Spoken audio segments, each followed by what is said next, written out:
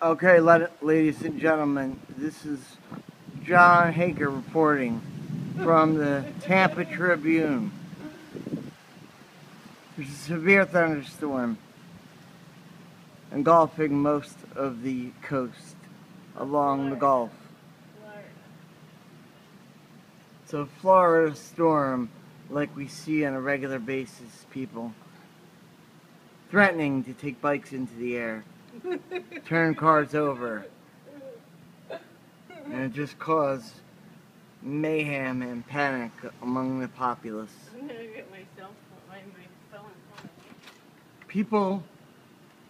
Certain people think it's funny. Like the one that was just laughing. This is not in a joke. This is an emergency, people. Run, hide your children. Throw them in closets, under beds, and in basements. Strap yourself to a tree. No, that's where the lightning goes. So you will not be blown away by these 80 to 120 mile an hour winds. Be fearful, people. Yeah. As the storm big tornado, thunderstorm, is destined to come. Off our condo.